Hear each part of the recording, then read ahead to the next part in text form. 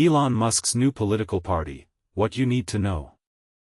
Imagine a world where the balance of political power in America could be upended by a single, unexpected figure. Enter Elon Musk, a tech mogul known for shaking up entire industries, now eyeing the foundation of something even bigger, a brand new political party. But could he actually pull it off, and what would it truly require for Musk to plant his flag on the American political landscape? Buckle up, because this journey is as fascinating as it is contentious. Fresh off the 4th of July celebrations, and amidst a very public spat with President Donald Trump and top Republicans over tax reforms, Musk made headlines by unveiling his plans for the so-called America Party. His vision? To give a political voice to the often overlooked 80% in the middle, a group he believes is ignored by both traditional parties. With his recent departure from a short-lived stint as head of a government efficiency department, Musk declared to his massive X, formerly Twitter, following that the new party would give you back your freedom. But here's where it gets controversial. Musk isn't aiming to take over the entire Congress just yet. Instead, he told his followers that the party's strategy would be to laser-focus intense efforts on a few select battleground areas, targeting just 2 or 3 U.S. Senate seats and 8 to 10 House districts.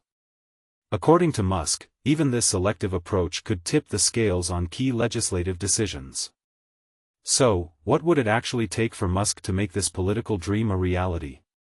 Let's break it down step by step, including the hurdles that even billionaires can't simply buy their way past.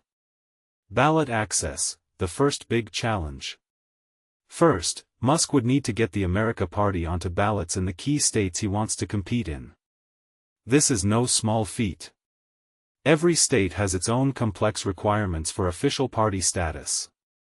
For example, in places like Kentucky, a new party can only nominate candidates if it received a certain share of votes in the last presidential election. Otherwise, the candidates must run as independents or as write-ins, which rarely succeed. And this is the part most people miss. In some places, the very name, America Party, could be a stumbling block. New York, for instance, has a quirky law that bans political parties from including the word American or anything similar in their name.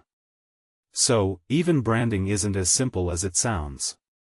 The resource demands are also enormous. Expert legal teams, strategic advisors, and literal armies of staff would be needed to navigate these rules, identify viable candidates, and, crucially, collect the thousands, sometimes tens of thousands, of signatures needed just to qualify for the ballot.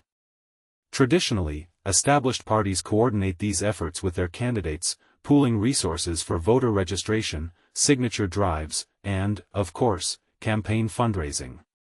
But, controversially, the America Party might not be able to become an officially certified party in the near future.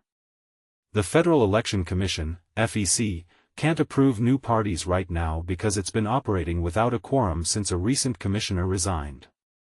And, here's the twist, only President Trump has the authority to appoint a replacement. So far, there's no public record of Musk filing paperwork for the America Party, and the FEC is keeping quiet about any possible contact. Taking the super PAC shortcut. Given these hurdles, some election experts suggest Musk could sidestep the traditional party route, at least for now, by focusing on supporting House and Senate candidates through a super PAC. Why? Because access to the ballots for congressional races is determined by state, not federal, rules. This means Musk's America Party could still support official candidates as long as they meet the requirements set by each state, FEC certification or not.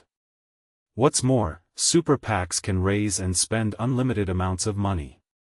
Musk or his supporters could pour in funds to back candidates, provided they avoid direct coordination with candidate campaigns.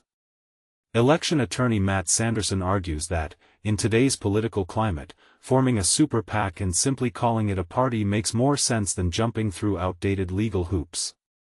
You can call yourselves a political party, skip the paperwork, and move forward, he says.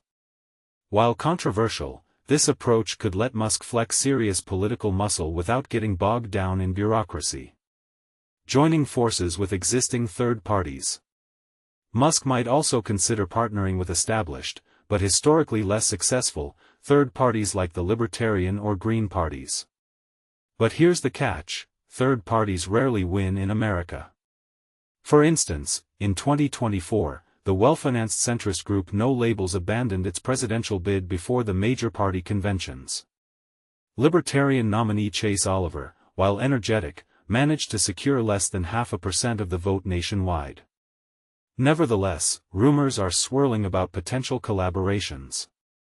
Sources say Musk has been in contact with Andrew Yang, the former Democratic presidential contender now championing his own centrist movement. Could a fusion of ideas and resources finally give third parties real influence? Or would it end in the same struggle for relevance? The branding battleground. From an expert legal perspective, an official FEC-recognized party holds value, especially as a brand. Caleb Burns, a seasoned election lawyer, believes that the success of any new political party hinges on its ability to attract both credible candidates and a substantial public following. If enough Americans see Musk's party as a genuine alternative, then investing in the organizational challenges may be worthwhile. Otherwise, a super PAC might suffice. And here's the big question: is there truly enough appetite among voters and politicians for a new political brand? Could Musk's entrepreneurial flair finally break America's two-party lock? Or will the America Party become just another footnote in the nation's political history? But what do you think?